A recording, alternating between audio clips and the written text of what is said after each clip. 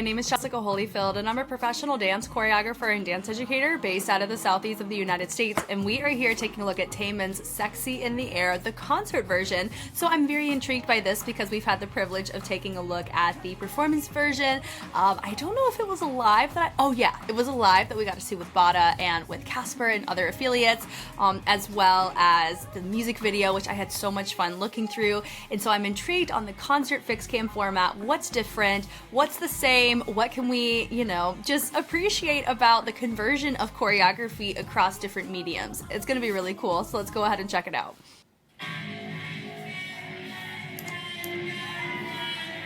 Love the encouragement. Let's go! These rooms are so big.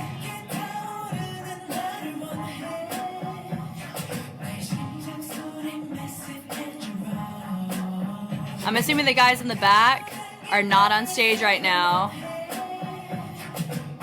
but now they are. Oh.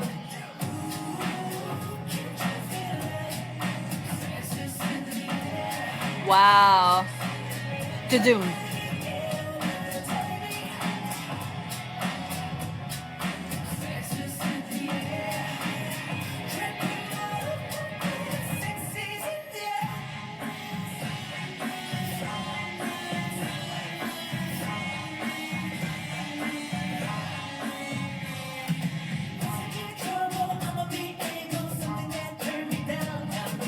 Oh. It's really fun watching his modifications on this. And also, I have a feeling a lot of the dancers are different than the performance version, which is fine, because concert tour dancers a lot of times are different than the initial music video viewings and promotions. Not just in the K-pop scene, but just in general. Because it's a different requirement asked of you. Different contract and everything. Nothing crazy there, though. Cool. Ooh.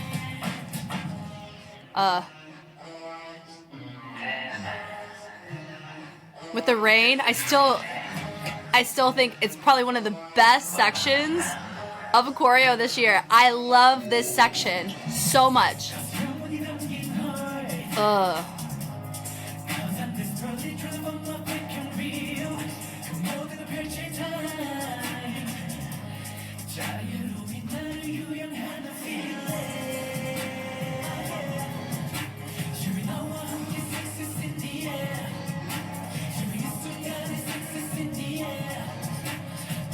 Ugh, don't, that triple.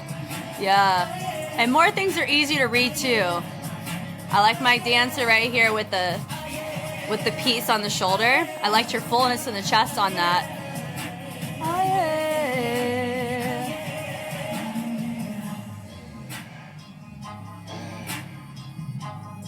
I love me a good walk. Wow, yeah. Some things I forgot, but they're just so fun. Wow, okay. And this is him just marking it. When he does dance practices or when he does concert run-throughs, they do not feel the same, really as much at all, compared to whenever he does it live. Live. But I love the fact that you got to hear him singing. It's great. Now, a couple little things that we get to talk through here. Right here from the jump, you see the dancers, they're like, let's go! I love this little encouragement from one of our guys right here, a pop off. Also, if you look down here, you see there's these little numbers. Yes, you see them in the dance practice space, but sometimes they may be a little different whenever you are on set, or like sometimes on sets you don't have numbers, but sometimes you have the privilege of it. It just depends. But in concerts, I do see more times than not we try, at least in rehearsals, we have the numbers because it allows you to simulate what you have in the dance practice space here, so the conversion's a little bit easier, but a lot of times you don't have mirrors in concert practice spaces. Here in this one, I don't quite know. I haven't been familiarized in these as much as I have been in others, but it's just very interesting to kind of think through, right? And I also, as like a complete side note, I know a lot of times in like the Mnet scene, firstly, they're super manipulative and a lot of lenses. And this is one of those areas that they've kind of built up this narrative that backup dancers who do music show promotions and concert work, they're not real dancers. That's probably one of the silliest things I've heard, right up there with idols aren't dancers. It's part of the craft and it's a skill set utilized. You're a dancer. Even if it's not like your main bread and butter, you're still a dancer. So it's just so fascinating whenever I hear people say, oh, they're not real dancers. In whose world is that the case? Because in my head, at least in America, being a backup dancer for a really well-known artist is a goal for people. More so than being a choreographer or being in a crew or doing all these other things. There's so many different avenues that are explored in my country in particular that kind of stuff's kind of unheard of because it's such a goal for a lot of people. But I also know in our sense, a lot of our artists are really globally known in different ways than in the K-pop sense. But I would kind of put it in that court here too, but I'm very curious about y'all's thoughts on that. Anyway, we're here to talk about TAEMIN and the concert integration. So he's singing live, so he has some pretty standard modifications, but I like already, he's already tone setting and posture, he's catering it down, he's melting into it. For me, I can feel on his body how he is showcasing and singing it vocally. This is what's a very fascinating thing too. This is to my choreographers out there. If you've ever been curious, this is just something I do. If you've ever been curious as to how to interpret somebody's vocal texture, watch them live. It's a really good note that I was given from a couple of my mentors or people that I've gleaned information from. And that's something that I tell a lot of my colleagues if they're stuck on something. I'm like, well, have you watched the artist perform this track before? A lot of times the answer is no. And just hearing how they hit certain sounds or how they melt through, like what you're seeing here, you see how he's sinking in. It really matches a certain posture that makes you want to be captivated and go, where are we going with this, right? Even if you've never seen TAEMIN perform live before. But knowing if you've seen him live, if you see a choreographer pull this just in interpretation, you can feel a sense of familiarity behind it because there is intention there and there's justification there as well. So there's just a little fun note. And if you're a dance enthusiast, put that in your brain and bank of vocab. It's just a really fun thing to think about. Bring it through. Oh, also side note, if you notice this tape, my assumption here is going to be that's the type of stage it is. Maybe. I don't quite know. Of course, we have these little risers up there. I don't know what is technically taped for Taemin's concert and what isn't. And I don't know if this is a shared space or he has ownership of it for a certain period of time. I don't know those logistics, so y'all let me know if you know more about that than I. But of course, a lot of these tape markings are, hey, this is where this is going to be at this time. Hey, this right here, there's stairs there. Don't stand there. Don't try to do a toe touch there. Oh, you're going to fall off the stage if you go past this. So it's really good for blocking purposes, which is why you see tape in a lot of places. So they're on the sides. I'm just curious where they would be coming from because they're very chill and not engaged on the live side like he is, but now they are. So they're coming from the back. Maybe it's a covered wing, something, or it's black back there, and then they come up 6, 7, da-doon. Choreo's the same here. He's modified, but I love that he's at least matching spacing and he's doing the lower half pretty well, and he really pops off on that da-doom, that syncopation on the chest right here. That right there. That's so tricky, guys. This right here, this is a bow and arrow, but da-doom, and then going the opposite way, your body doesn't want to do that. If you've learned that move, it's just a freaking brain teaser. That's why Bada struggled with it. And I'm telling you, if I learned this, that would be a struggle for me. Now, I'm not going to because I teach kids and I have kids that follow me, and he's talking about sex is in the air. So I don't want to, because of contracts, I don't want to dance to a song that talks about sex. Does that make sense? It's not that I think it's a dope vibe, but I also have to be mindful of who my audience is too. So kids, don't dance to the song if you're my student, okay? But you can admire that it's cool choreo. Anyway, so the kicks are really cool.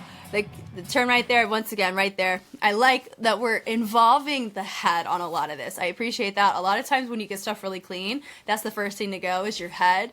Like a lot of the oomph, this right here, as well as the groove. So this is fun to see. I like that he doubles it up there. Very conversational, and I like that he is feeding off the energy of what they're doing. Timing. And then in the air, they look up, boom, speed change around. And I like the intention once they're on stage, they walk in. Whoa.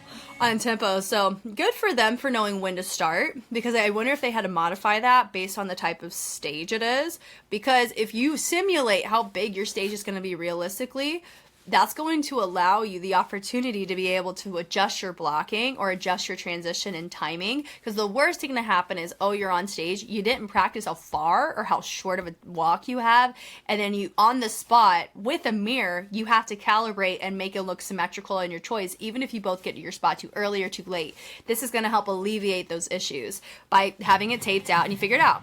But boom, I love the crispness of that. The add-on is really nice on there too. Keep in mind, I've already done a full choreo analysis of this. So we're not going to touch too much on that unless it's like something obviously different to me. I like how they spread it out. Ooh, really, really nice. Boom, dum, da da da dum. Cool. And then we're walking on the sides. The turn right there. Boom, boom, boom. We're here for that. Da na na na na na. I like the thread on that. And they do a little bridge recover. 2 more dancers coming in mirrors. Da-doom. Ooh, if you feel it. And I really like the seamlessness of our transition. It looks like this is perfect for an arena style, how they calibrated it, because they have 2 groups, but now they have 3 groups. So now they're doing like a rotation around. That's cool, right? This is cool. I don't think they had 3 groups. I mean, they had 2. This is a straight up concert integrated formation change. I love it. I love it. Gosh, yeah. So same choreo, but it's structured so different. So now fans from all sides are going to be able to appreciate the iconicness of the choreo in that way. Da, Texas in the air. Wow, wow, wow. Everybody doing their own thing, which we love. And then, of course, I like that everybody stops. So to me, I think that's a planned improv or planned freestyle, or like blueprinted one where it's like, okay, do whatever you want. Make sure it stays within the confinements of where you are in the line, because we want to make sure there's a space open for TAEMIN. So don't be doing no round up back handspring back tuck. You ain't got room for it, right? And then there's a certain part of the music you need to be frozen on. And then a lot of times, if you're noticing, my guys in the front, they did choose to go a similar level. So I'm curious if somebody was like, hey, if you're in the front, can you make sure that you're just a little bit lower so we see some degree of levels and contrast? Possibly that'd be something that I would bring up, but I like the choice. It's cool. We're here for it. And he gets to have his own little moment. Ding, ding, ding. I love that. I love his fluidity. Oh, come on, sir. He's really improved in that area. Just a complete side note, his fluidity in the fact, and his flow, fluidity and flow are a little bit different. Flow is the maintaining of a sense of your phrases and how you're connecting all of your phrases of movement together, the flow of it, right? And then the fluidity is more of a texture thing, where how you're, it's like a liquefied texture. It doesn't have to necessarily be waving, but how he's connecting dots in the actual content is really nice and very tasteful. So super fun, super fun. And I love this here, speed change, melting. And then this right here, I do find it interesting. I don't know, I needed to see it from the side to know how he was doing his hand wave, but it's cool. Head, whoa. Now he doesn't do anything as like super like grimy like that performance version. Ooh, chokehold party of TAEMIN on that. But the click, he's registering, he's getting everybody squared away there. Da da da da da. That feels like a mark. That's life. From here, boom. This is nice. I like the fact that they stay nice and low. Head ISOs for days. I love the head ISO. Part of me wishes that some of us chose to keep it, but that's whatever. I don't think the main part of the move is that, but I loved seeing it added in there. So he's just hanging. He's living. The dancers are doing their thing. And he joins right there. Feeling. Yeah, and I like how he lifts his hand with the mic. Boom, boom, boom. Come on. And then we add it in, so his lower body is catering or matching, to a certain degree, at least spacing of the feet, even though his upper body's not really doing the same thing. He's projecting a little bit more. The triple on that. Boom, boom, boom. For days on that mess. Now, shout out to my girl right here. Love it. I really love her fullness there. Yeah, and it's a dance practice. I do know a lot of the dancers are really going to pop off on stage, and who knows how many run-throughs they realistically did before camera. We're going to, just ignore all of that. That's fine. But I really like seeing her charisma there, and it makes me excited and hopeful that others follow suit in the live. Shoulders. Oh, yeah. Yeah, and I like how he added the arms on that there. And he joins in. Throws the mic up. It is cool when he chooses to throw the mic up.